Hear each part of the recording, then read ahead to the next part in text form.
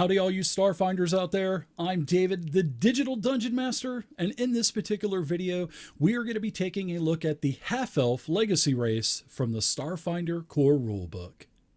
If it's true that opposites attract, then elves and humans are the best proof. Despite their general distrust of non-elves, many elves find humanity's passionate energy and the ability to accomplish so much in their short lives deeply appealing. At the same time, many humans are attracted to the elves' lean bodies, elegant style, and centuries of wisdom. Where the two populations interact, half-elves occasionally result. Half-elves are the interracial children of human and elf parents, or the descendants of such children.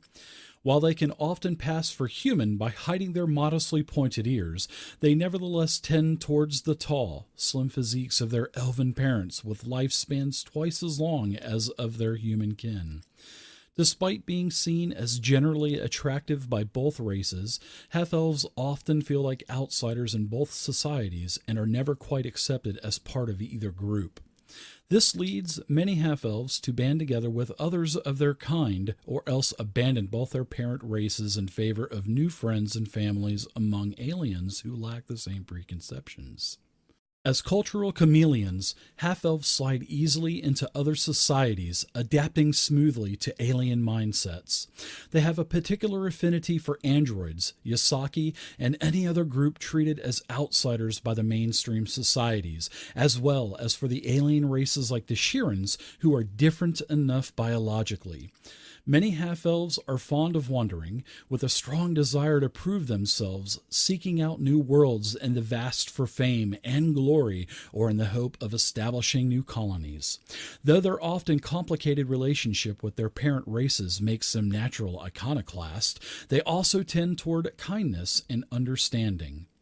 With their extreme versatility, half-elves are a perfect fit for nearly any profession, though in recent years an unusually large number have become operatives or soldiers for the stewards. Most half-elves stand between 5.5 to 6.5 feet tall and weigh around 100 to 200 pounds. They're considered adults by the age of 20 and naturally live up to 180 years. So for your half-elf starting ability score, you are going to be able to put a +2 into any one ability score of your choice. You're also going to get a base hit point pool of 4. Now, this +2 to any one ability score is going to allow you to refine and put that +2 into any particular class that you want and its primary ability score. Now, the only drawback about the half-elf is you're not going to get a second additional +2 ability score increase, but yet a pro is that you're not going to get a -2 to any particular ability score either. As for choices that you can do for classes, it's an open field. You can pretty much do any class that you want to. If you want to go with the Envoy, which is a charisma-based class, go ahead and put it into charisma. It's going to affect your Envoy improvisations. It's going to affect your charisma-based checks, like your bluffs, your intimidates, your disguises. If you decide to go with a mechanic, which is an intelligence-based class, the intelligence will help you with your skill checks. For sciences, it'll help you for all of your skill ranks that you're going to get every level, and it will also help you with your mechanical tricks that the mechanic gets. Now also, if you want to go with a mystic, you can go ahead and do a +2 to wisdom, and as a spellcaster, that wisdom is going to help you with your total spells known, giving you bonus spells. It's going to help you with your mysticism checks. It's going to also help you with your spell attack and your spell saving throw DC.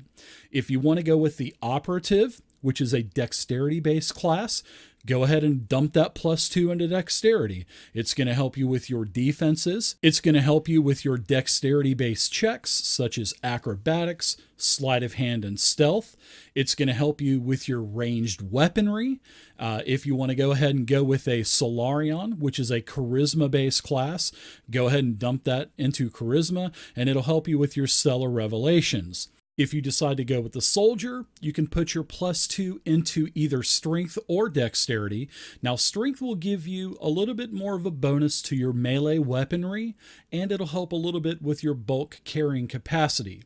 If you decide to go the dexterity route for your soldier, you'll be better with your ranged weaponry, and it'll also help you with any kind of dexterity-based skill checks and defenses for your soldier. And lastly, you can go with the Technomancer, which is an intelligence-based class. Now, if you dump your +2 into intelligence, it's going to help you with your spell attack, it's going to help you with your skill ranks per level, it's going to help you with your saving throw DC, and it'll help you with any type of intelligence-based checks that you perform. Then, as for themes, if you need any kind of dexterity that has to do with ranged weaponry or maybe defenses, think about going the ace pilot, or you could go the outlaw. If you're looking for any kind of strength bonuses, go with the mercenary theme. If you're needing any kind of constitution, if you need any more stamina points for your pool, think about going either the bounty hunter or the spacefarer. If you need any intelligence, go with the scholar theme. If you need any wisdom, go with the priest. And finally, if you need any charisma, you can go with the icon or the Xenoseeker theme.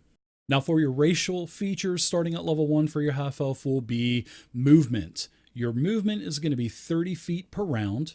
You're also going to be considered a medium-sized creature. Next, as a half-elf, you are going to get low-light vision.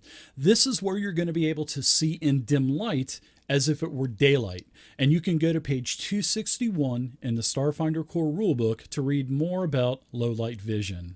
Next, as a half-elf, you will get adaptability. This is where at level 1, you are going to get the skill focus bonus feat. And the bonus feat is going to give you a +3 to any skill of your choice. You can go to page 161 in the feat section in the Starfinder core rulebook to read more about skill focus. Next, you're going to get Elven Blood. Now, Elven Blood is going to give you several different perks. Now, the first perk that you're going to get is you are going to be totally immune to all magical sleep effects. And the other perk will be a +2 permanent racial bonus to all of your saving throws that has to do with enchantment spells. And a couple of examples of enchantment spells would be either Command or Charm Person. And lastly, you're going to get Keen Senses. This is where you're going to get a +2 permanent racial bonus to all perception checks. And this is especially going to be good for any class that you play. So there we are, everybody. That is the half-elf legacy race from the Starfinder core rulebook. Now, down in the comments section below, I want to know what you guys think of the half-elf and what class and theme combination would you use. Now, if you enjoyed this video, and I really hope you did, please do me a huge favor and give me a thumbs up. I would greatly appreciate it. And you can check out all of my other Starfinder, Dungeons & Dragons 5th edition, and Fantasy Grounds videos here on my YouTube channel.